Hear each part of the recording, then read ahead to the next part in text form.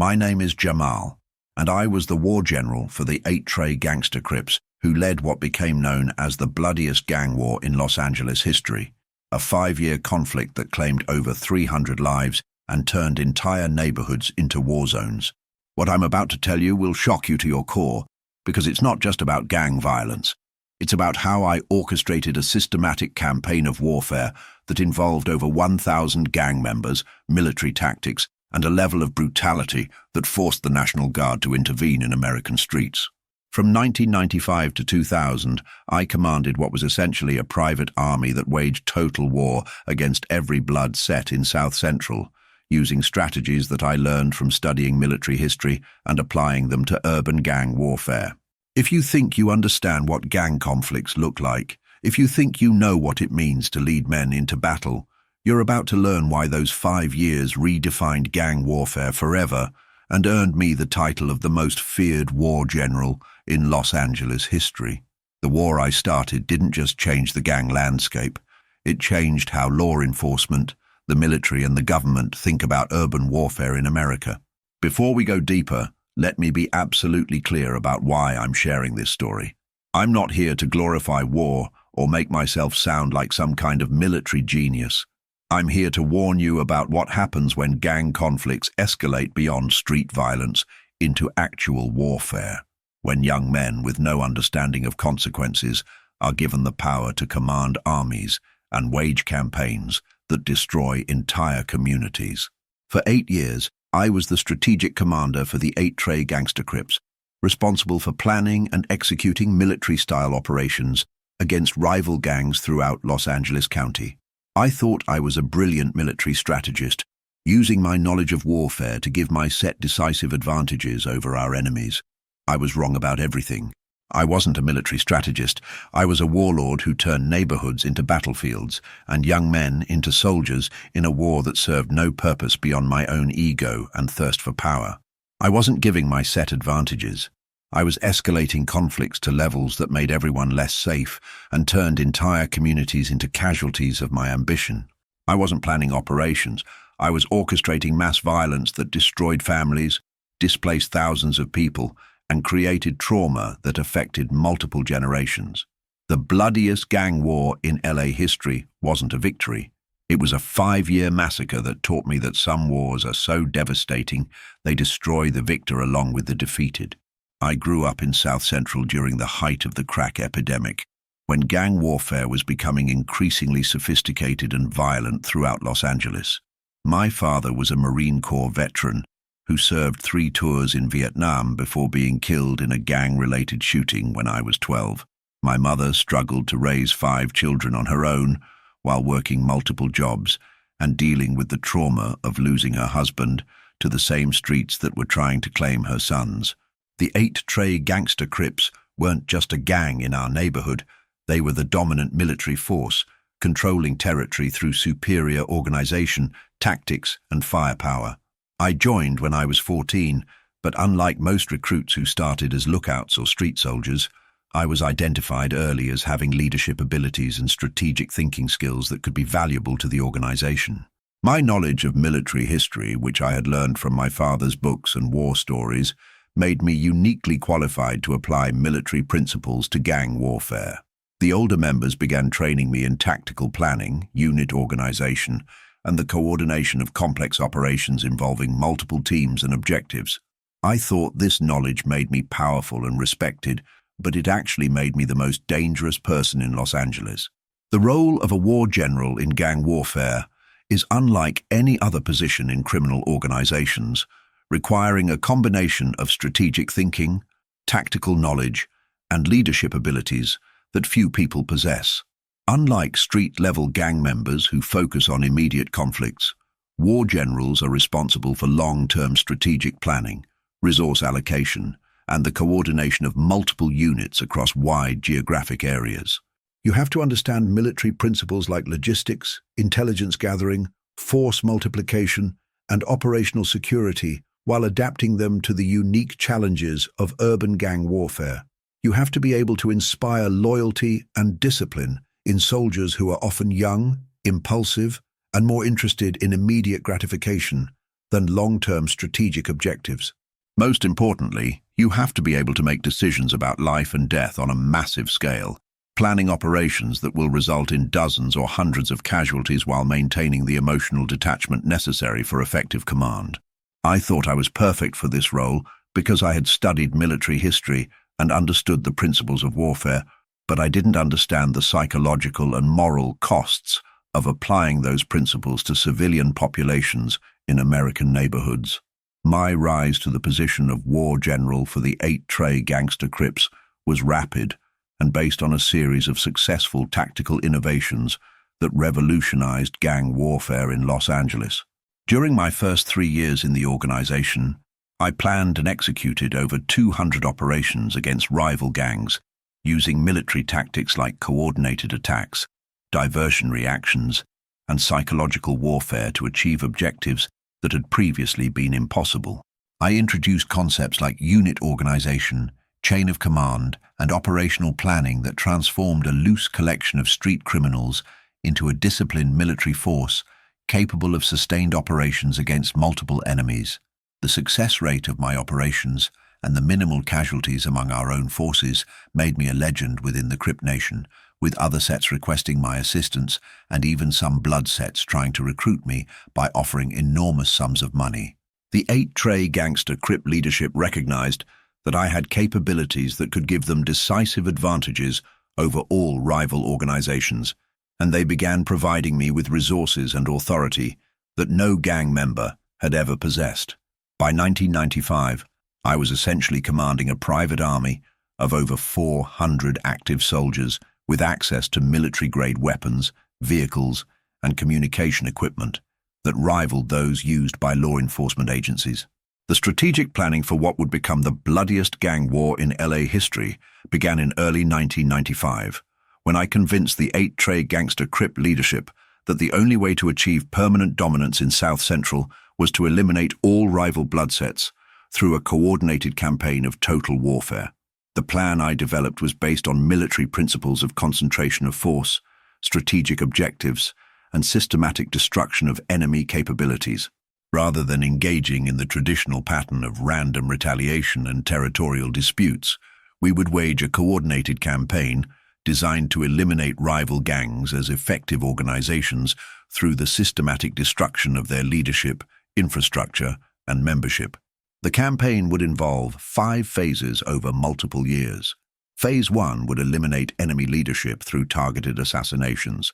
Phase 2 would destroy their operational infrastructure through coordinated attacks on drug operations and safe houses.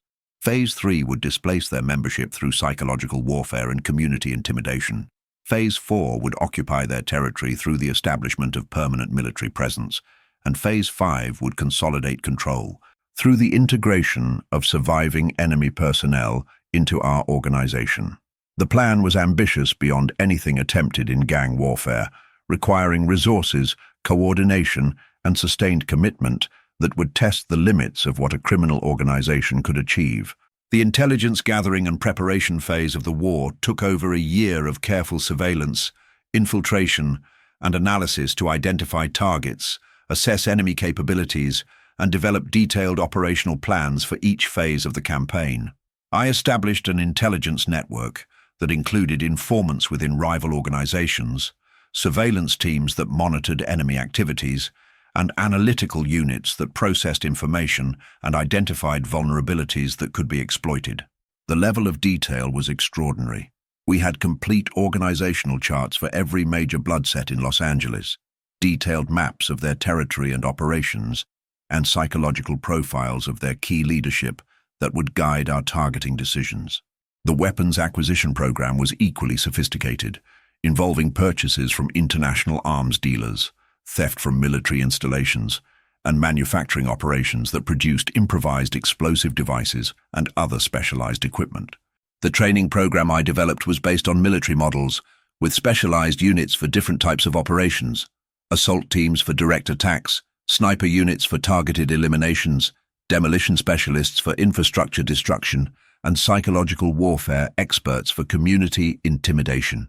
By early 1995, I commanded a force that was better organized, better equipped, and better trained than many legitimate military units. Phase 1 of the war began in March 1995 with a coordinated series of assassinations that eliminated the entire leadership structure of the bounty hunter Bloods in a single week of operations. The attacks were planned with military precision, using intelligence gathered over months of surveillance to identify when and where targets would be most vulnerable.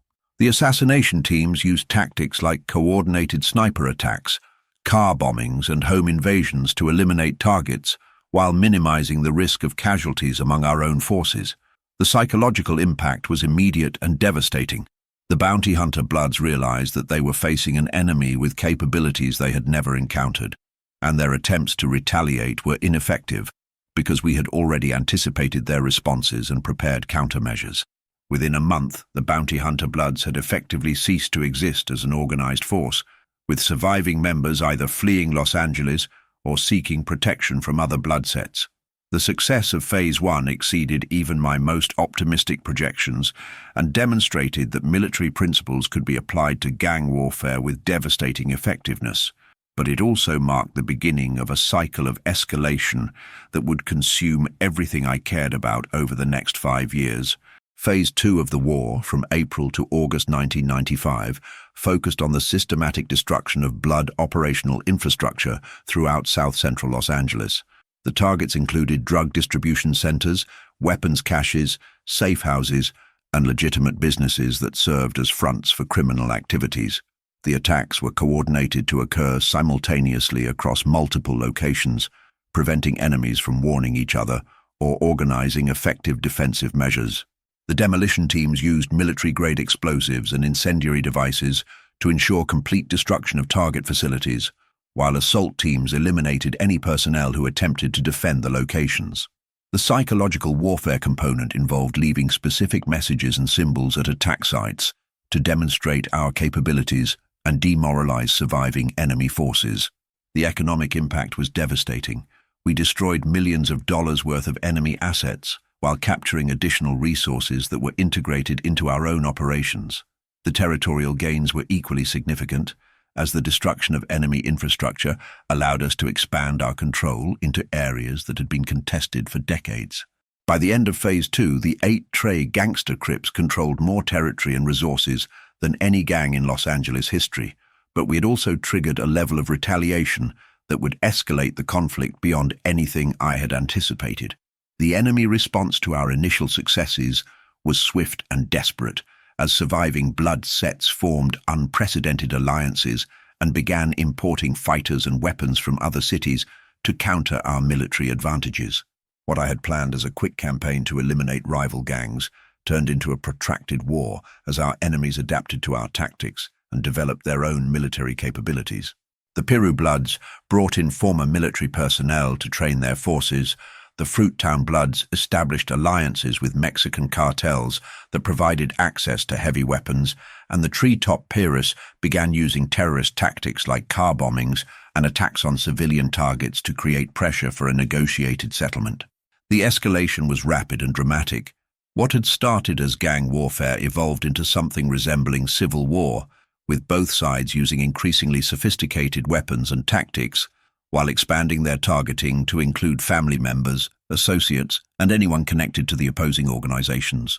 The civilian casualties mounted quickly as the conflict spread beyond gang members to affect entire communities, with innocent residents caught in crossfire, mistakenly targeted, or killed simply because they lived in contested territory.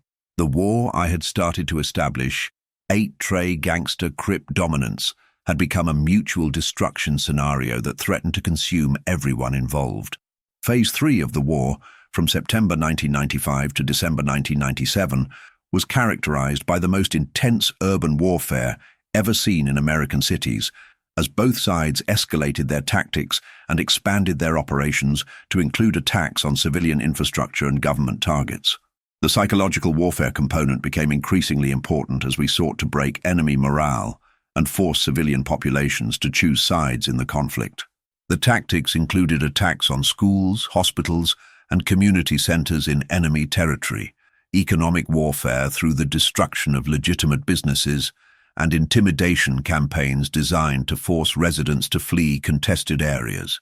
The enemy response was equally brutal, with bloodsets conducting their own attacks on civilian targets and expanding their operations to include kidnapping, torture, and execution of suspected 8-tray gangster Crip sympathizers. The level of violence was unprecedented in American gang warfare, with daily casualty counts that rivaled those seen in international conflicts. Law enforcement was completely overwhelmed by the scale and intensity of the violence, with traditional policing methods proving inadequate to deal with military-style operations conducted by well-armed and disciplined forces. The National Guard was eventually deployed to assist with maintaining order, marking the first time that military forces had been used to combat gang violence in American cities.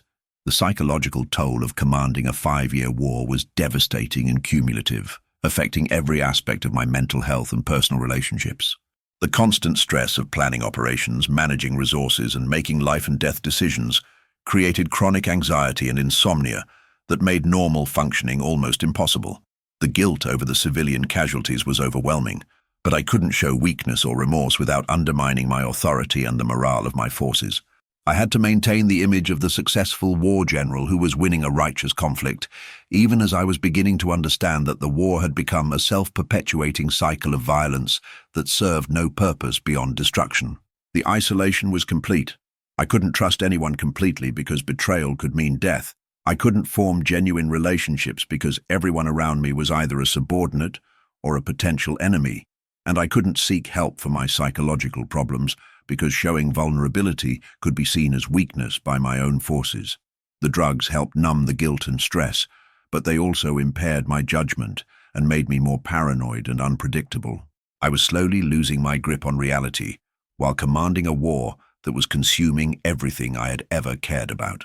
Phase 4 of the war, from 1998 to 1999, marked the beginning of the end, as both sides reached the limits of their resources and capabilities while facing increasing pressure from law enforcement and federal agencies. The casualty counts had reached levels that shocked even hardened gang members, with over 200 people dead and hundreds more wounded in conflicts that had spread throughout Los Angeles County. The economic costs were equally staggering, with both sides spending millions of dollars on weapons, equipment, and personnel, while losing even more through the destruction of revenue-generating operations. The psychological impact on communities was devastating, with entire neighborhoods becoming uninhabitable due to the constant threat of violence and thousands of families fleeing to other cities to escape the warfare. The media attention was intense and largely negative, with national news coverage portraying Los Angeles as a war zone and putting pressure on political leaders to take decisive action to end the conflict. Federal agencies, including the FBI, ATF, and DEA, launched massive investigations and operations designed to arrest key personnel and disrupt the military capabilities of both sides. The war that I had started to establish 8-tray gangster Crip dominance had become a public relations disaster that threatened to bring down the entire organization. The final phase of the war, from late 1999 to early 2000, was characterized by desperate attempts by both sides to achieve decisive victory before law enforcement could intervene effectively, leading to the most intense and destructive period of the entire conflict. The tactics became increasingly extreme as both sides used weapons of mass destruction, including car bombs, chemical weapons, and attacks on critical infrastructure like power plants and water treatment facilities.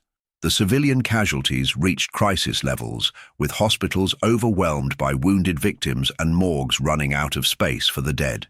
The economic impact extended far beyond the gang community, with legitimate businesses closing, property values collapsing, and entire sections of Los Angeles becoming economically uninhabitable. The psychological trauma affected multiple generations, with children developing severe anxiety disorders and adults suffering from post-traumatic stress that would last for decades. The breaking point came in January 2000, when a car bombing intended to eliminate blood leadership instead killed 12 children at a daycare center, creating a public outcry that forced immediate federal intervention and the deployment of military forces to restore order. The war that I had planned as a quick campaign to eliminate rival gangs had become a humanitarian crisis that required military intervention to resolve.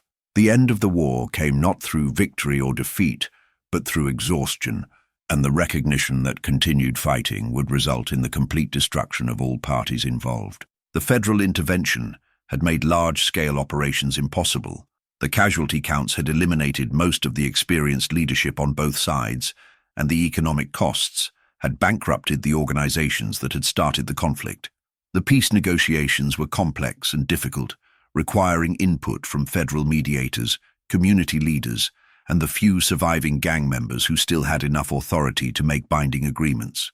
The terms of the settlement included the establishment of neutral zones, the sharing of territory and resources, and most importantly, the agreement to resolve future conflicts through negotiation rather than warfare. The implementation of the peace agreement was supervised by federal agencies and monitored by community organizations, with severe penalties for any violations that might restart the conflict. The war that had lasted 5 years and claimed over 300 lives ended not with triumph, but with the recognition that everyone had lost more than they could afford, and that survival required cooperation rather than continued conflict. The aftermath of the bloodiest gang war in LA history was devastating and long-lasting, affecting not just the participants, but entire communities that had been caught in the crossfire of a conflict that had spiraled far beyond anyone's control. The casualty count was staggering, over 300 people dead, including gang members, innocent civilians, and law enforcement officers who had been caught in the violence. The wounded numbered in the thousands, many with permanent disabilities that would affect them for the rest of their lives. The economic impact was equally severe, with millions of dollars in property damage, hundreds of businesses destroyed or forced to relocate, and entire neighborhoods that remained uninhabitable years after the fighting ended. The psychological trauma was perhaps the most lasting consequence, with an entire generation of children growing up in a war zone and developing mental health problems that would affect them throughout their lives. The social fabric of South Central Los Angeles was permanently damaged, with trust between community members destroyed and the institutions that held neighborhoods together weakened or eliminated entirely. The legal consequences of leading the bloodiest gang war in LA history were severe and far-reaching, involving multiple federal agencies and resulting in prosecutions that would continue for years after the fighting ended. I was eventually arrested and charged under federal racketeering statutes, terrorism laws, and weapons violations that carried potential life sentences. The evidence against me was overwhelming, including testimony from former subordinates, intercepted communications, and forensic evidence linking me to dozens of violent crimes. The trial was one of the most complex and expensive in Los Angeles history, involving hundreds of witnesses and thousands of pieces of evidence documenting the 5-year conflict. The prosecution portrayed me as a terrorist who had waged war against American communities, while the defense argued that I was a product of social conditions that had made violence inevitable. The jury deliberated for weeks before reaching a verdict that would send me to federal prison for life, without the possibility of parole. The sentence was appropriate given the scale of the violence I had orchestrated, but it also marked the end of a life that had been consumed by war and the beginning of a long process of reflection and attempted redemption. The personal transformation that occurred during my years in federal prison was gradual but profound, as I was forced to confront the reality of what I had done and the human cost of the war I had led. The isolation of solitary confinement gave me time to think about the decisions I had made and the consequences they had created for thousands of people who had been affected by the conflict. The guilt was overwhelming. I had to accept responsibility for every death, every injury, every family that had been destroyed by the violence I had orchestrated. The educational programs available in prison allowed me to study conflict resolution, psychology, and the social factors that contribute to violence, giving me tools for understanding how I had become the person I was and how I might become someone different. The counseling and therapy helped me deal with the trauma and guilt while developing empathy for the people I had hurt. Most importantly, I began to understand that the intelligence and leadership abilities that had made me effective as a war general could be used for positive purposes if I was willing to change my perspective and priorities. The work I do now focuses on conflict resolution, gang intervention, and helping communities heal from the trauma of violence and warfare. From prison, I work with researchers, community organizations, and former gang members to develop programs that address the root causes of gang violence and provide alternatives to warfare as a means of resolving conflicts. I write letters to young people who are considering gang involvement, sharing my story and warning them about the real costs of violence and the illusion of power that comes from commanding others through fear. I work with families who have been affected by gang violence, helping them understand the dynamics of conflict and the possibilities for healing and recovery. The work is limited by my incarceration, but it's also the most meaningful thing I've ever done with my life. Every young person who chooses a different path, every conflict that gets resolved peacefully, every family that avoids the kind of trauma I created, these are the victories that give meaning to my survival and purpose to my existence. The lessons learned from the bloodiest gang war in LA history have implications that extend far beyond gang violence to include broader questions about conflict resolution, community development, and the social conditions that make warfare possible. The war demonstrated that young people with intelligence and leadership abilities can create devastating conflicts when they lack positive outlets for their talents and when social conditions make violence seem like a rational response to problems. The escalation from street-level conflicts to military-style warfare showed how quickly violence can spiral out of control when there are no effective mechanisms for de-escalation and conflict resolution. The community impact illustrated the importance of social institutions and support systems in preventing and resolving conflicts before they reach crisis levels. Most importantly, the war showed that victory in violent conflicts is often illusory. Even the winner loses more than they gain, and the costs of warfare are always higher than the benefits it provides. These lessons are relevant not just for gang violence, but for any situation where communities are divided by conflict and where young people are recruited to fight wars that serve the interests of leaders rather than the communities they claim to represent. Before I finish my story, I need something from you. If this video has impacted you in any way, if it's made you think differently about leadership, about the consequences of violence, about the true cost of warfare, I need you to share it. Hit that like button, subscribe to this channel, and most importantly, share this video with someone who needs to hear it. Maybe it's a young person in your family who's attracted to the power and respect that comes from leading others through fear. Maybe it's a community leader who's dealing with conflict and violence in their neighborhood. Maybe it's someone who's struggling with questions about how to use their intelligence and leadership abilities for positive purposes. Your share could help prevent another war, another cycle of violence that destroys communities and families. Your comment could reach someone who's currently involved in gang activities and needs to understand the real consequences of escalating conflicts. Your engagement helps this message reach more people who need to know that true leadership comes from building rather than destroying, that real power comes from creating rather than eliminating, and that the most important victories are the ones that save lives rather than taking them. I also want to hear from you in the comments. Tell me your thoughts, your experiences, your questions. Whether you agree with everything I've said or not, whether my story resonates with you or challenges you, I want to know. This conversation doesn't end when the video stops. It continues in the comments, in the discussions you have with your families, in the choices you make about how to use your abilities and influence. So please take a moment right now to engage with this content.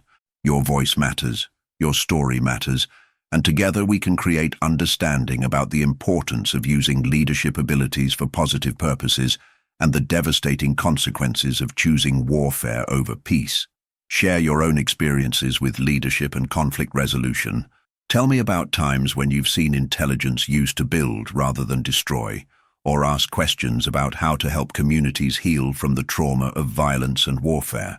To anyone watching this who has leadership abilities, strategic thinking skills, or the intelligence to organize and coordinate complex operations, I want you to know that you have a choice about how to use those abilities. The same intelligence that can be used to plan warfare can be used to plan community development. The same leadership skills that can command armies can inspire positive change, and the same strategic thinking that can coordinate destruction can coordinate construction. The choice between using your abilities for positive or negative purposes is ultimately a choice about what kind of person you want to be and what kind of legacy you want to leave. I spent 8 years using my leadership and strategic abilities to plan and execute the bloodiest gang war in LA history, and the guilt and trauma of that experience will stay with me for the rest of my life. But I've also learned that those same abilities can be used to help communities heal, to prevent conflicts before they escalate, and to demonstrate that true leadership comes from service rather than domination. The respect and satisfaction that come from building something positive are far greater than anything I ever felt from commanding others through fear and violence. My name is Jamal, and I led the bloodiest gang war in Los Angeles history, a 5-year conflict that claimed over 300 lives and turned neighborhoods into battlefields. Today, I choose to be known as someone who learned from the devastating consequences of that war, who uses his experience to promote peace and conflict resolution, who believes in the power of leadership applied to positive purposes. This is my story, my confession, and my warning about what happens when intelligence and leadership abilities are used for destructive purposes rather than constructive ones. The war I led was not a victory. It was a 5-year massacre that destroyed communities, traumatized generations, and taught me that some conflicts are so devastating they destroy everyone involved. The 300 people who died, the thousands who were wounded, the families that were destroyed, the communities that were traumatized, they all deserved better than to become casualties in a war that served no purpose beyond my own ego and thirst for power. If this video has impacted you, please don't just watch and move on. Like this video, subscribe to this channel, and share it with someone who needs to hear this message. Leave a comment telling me your thoughts, your story, or your questions. Your engagement helps this message reach more people, and your voice adds to the conversation that can prevent future conflicts and save lives. Remember, true leadership comes from building rather than destroying. Real power comes from creating rather than eliminating. And the most important victories are the ones that bring people together rather than tearing them apart. Thank you for listening. Thank you for caring. And thank you for choosing peace over war. Stay constructive. Choose building over destroying, and never let pride or power turn your abilities into weapons against your own community.